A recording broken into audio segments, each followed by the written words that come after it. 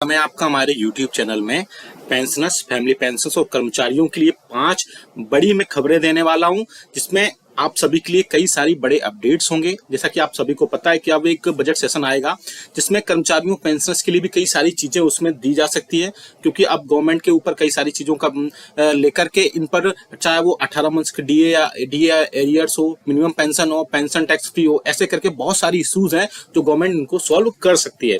तो कौन कौन से वो इश्यूज होंगे जिन पर हम बात करेंगे, साथ ही साथ आप हमें कमेंट बॉक्स में कमेंट करके बताएगा कि जो 5 सामने आप स्क्रीन पर देख पा रहे हैं ये सबसे बड़े इश्यूज हैं पेंशनर्स और एम्प्लॉइज के लिए, तो इन पर डिस्कस करेंगे। साथ ही साथ इसके अलावा और भी कई अपडेट्स मैं दूंगा, इसलिए इस वीडियो को पूरा लास्ट तक देखिएगा। और अगर चैनल पर पहली बार आए तो चैनल को फ्री में सब्सक्राइब जरूर करिएगा। सब्सक्राइब के ब्लैक बटन को प्रेस करके साथ ही साथ आप हमारे वीडियोस की लेटेस्ट इन्फॉर्मेशन और लेटेस्ट अपडेट्स के लिए चैनल को सब्सक्राइब करने के बाद घंटे के निशान को यानी कि बेल आइकन को प्रेस करना बिल्कुल मत भूलिएगा, तभी आपके पास हमारी वीडियोस की लेटेस्ट अपडेट्स आ पाएगी और आप हमारे वीडियोस को इसी तरीके से आगे भी वॉच कर पाएंगे। जैसा कि आप सभी को पता है कि मैं पहली बड़ी खबर देने वाला हूं 18 मंथ्स के डीए एरियर्स पर, क्या उसमें अपडेट्स हैं। दूसरी बात है कि मिनिमम पेंशन आपकी 9,000 रुपए, उसमें कितनी बढ़ोतरी होनी चाहिए। तीसरा बड़ा अपडेट्स, पेंशनर्स मोस्टली कमेंट्स करते हैं जिन भी पेंशनर्स की टैक्स में कटौती होती है उस टैक्स स्लैब में आते हैं, उस पर क्या अपडेट्स है। साथ ही साथ एक बड़ा अपडेट है पेंशन में 5, 10 और 15% की बढ़ोतरी को लेकर के, वो भी एक बड़ा अपडेट है इसमें कि क्या उसमें अपडेट निकल कर आ रहा है। साथ ही साथ इसमें और 8वें वेतन आयोग को लेकर के भी इसमें कई सारे अपडेट निकल के आएंगे। क्या ये बजट सेशन में क्या क्या चीजें होंगी वो भी इस वीडियो में मैं बताऊंगा, इसलिए वीडियो थोड़ा सा लंबा हो सकता है लेकिन डिटेल में बताऊंगा और पूरी अपडेट मिलेगी आपको, इसलिए पूरा लास्ट से देखिएगा।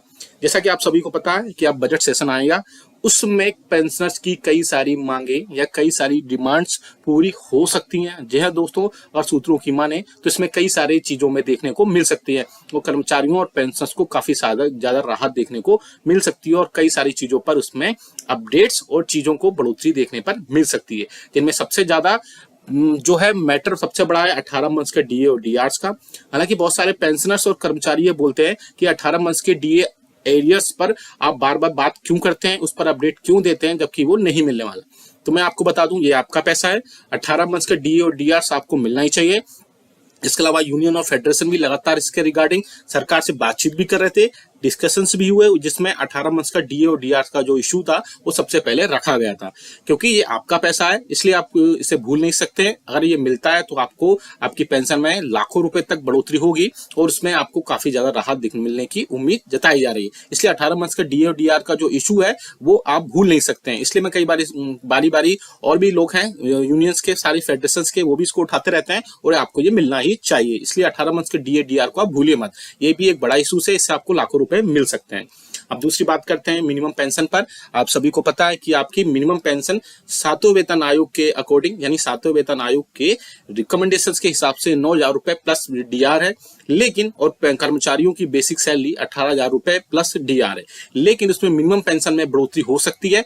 जैसे मिनिमम पेंशन में बढ़ोतरी होगी तो आप हमें सबसे पहले कमेंट करके बताएगा कि आपकी मिनिमम पेंशन कितनी है और मिनिमम पेंशन में कितनी बढ़ोतरी की जानी चाहिए। क्योंकि मिनिमम पेंशन अगर 13,000 रुपए तक होती है तो उससे भी पेंशनर्स को राहत मिलेगी, क्योंकि अगर मिनिमम पेंशन बढ़ती है तो जो अदर अलाउंसेस होते हैं यानी कि जो डीआर वगैरह है उसमें भी बढ़ोतरी होगी और पेंशनर्स को इसमें थोड़ी सी रिलीफ वहां पर मिल सकती है। तीसरी बात करते हैं यहाँ पर पेंशन टैक्स फ्री की। बहुत सारे पेंशनर्स ऐसे हैं जिनकी पेंशन टैक्स स्लैब में आती है और पेंशन को उसमें टैक्स में रखा जाता है। तो बहुत सारे पेंशनर्स की ये डिमांड रही है शुरू से ही और पेंशनर्स ये चाहते हैं और पेंशनर्स की रिक्वेस्ट भी रही है और यूनियंस और फेडरेशन भी लगातार इस मुद्दे को भी उठाते रहे हैं कि पेंशन की जो पेंशन है, पेंशनर्स की जो पेंशन है वो टैक्स फ्री होनी चाहिए। उस टैक्स स्लैब में आने के बाद भी उनको टैक्स फ्री होनी चाहिए, क्योंकि वो काफी जिंदगी पूरी अपनी टैक्स देते ही आए, तो अब पेंशन उनकी टैक्स फ्री होना चाहिए। अब बात करते हैं बड़े अपडेट की, जो है पेंशन पर 5, 10 और 15% बढ़ोतरी को लेकर के।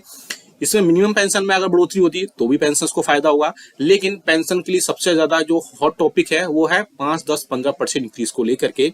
आप सभी को पता है, मैं प्रीवियस वीडियोस में भी कई बार बता चुका हूं कि आपकी बेसिक पेंशन 80 इयर्स के बाद 20% बढ़ोतरी होती है, लेकिन पेंशनर्स ये चाहते हैं कि उनकी बेसिक पेंशन में हर 5 साल के ब्लॉक में 5-5% की बेसिक में बढ़ोतरी की जाए और अगर बेसिक बढ़ोतरी होगी तो उनके डीआर में भी बढ़ोतरी होगी। उसी के चलते पेंशन में 60 से 65 साल के ब्लॉक में 5% की, 65 से 70 साल के ब्लॉक में 10%, 70 से 75 साल के ब्लॉक में 15% की बढ़ोतरी की जाए, जिससे उनको वहां पर थोड़ी रिलीफ मिल सके। अब हमें कमेंट करके बताएगा कि आपके हिसाब से बेसिक पेंशन में कितने प्रतिशत तक की, किस एज के हिसाब से आपको बढ़ोतरी करनी चाहिए, जिससे कि पेंशनर्स की बेसिक पेंशन में बढ़ोतरी हो सके और उनकी कई सारी चीजों में यहाँ पर बढ़ोतरी होगी। अगर सबसे बड़ी बात, बेसिक पेंशन में अगर बढ़ोतरी होती है तो आपके डीआर में भी बढ़ोतरी होगी, जिसके चलते पेंशनर्स को कई सारी चीजें वहां पर एड ऑन होंगी। साथ ही साथ कर्मचारियों की बात करें, बेसिक पेंशन में 3% की बढ़ोतरी होती है, लेकिन मिनिमम सैलरी की अगर बात करें तो मिनिमम सैलरी 28,000 रुपए प्लस जो अदर अलाउंसेस वो होते हैं।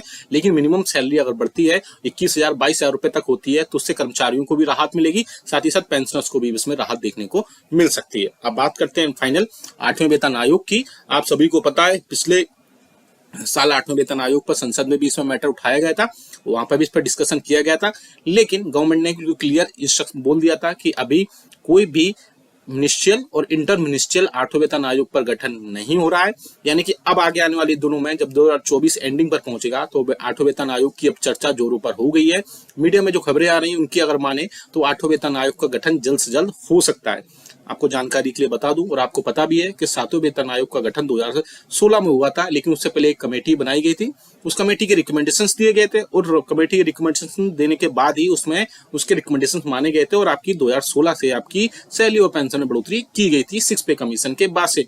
अब ऐसा भी हो सकता है यहाँ पर 7वें वेतन आयोग के बाद में जब 8वें पे कमीशन की बात करें तो 8वां वेतन आयोग देखने को मिल सकता है। उससे लास्ट के इस ईयर के लास्ट तक एक कमेटी गठित हो सकती है जो अपने रिकमेंडेशन दे सकती है और उसमें कई सारी चीजें देखने को मिल सकती हैं। इसलिए 8वें वेतन आयोग पर हमें सबसे पहले ये बताएगा कि 8वें वेतन आयोग पर आपकी कितनी बेसिक पेंशन रखी जानी चाहिए, जिससे आपको वहां पर सारी चीजें, आपके सारे डेली के खर्चे, डेली एक्सपेंसेस और जो मंथली की ओपीडी मेडिसिन वगैरह के खर्चे हैं वो सारे आपके पूरे हो सकें। अब बात करते हैं थोड़ा सा फिटमेंट फैक्टर पर भी, क्योंकि फिटमेंट फैक्टर ही क्रूशियल रोल प्ले करता है आपकी बेसिक पेंशन और सैलरी बढ़ाने पर।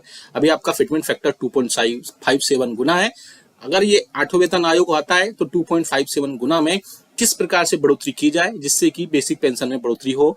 तो जो लोग, बहुत सारे लोग बोल रहे हैं कि इसमें 3.68 गुना तक बढ़ोतरी होगी, तो मैं बता दूं इतना ज्यादा इंक्रीमेंट नहीं हो सकता है। 3.68 गुना बहुत होता है।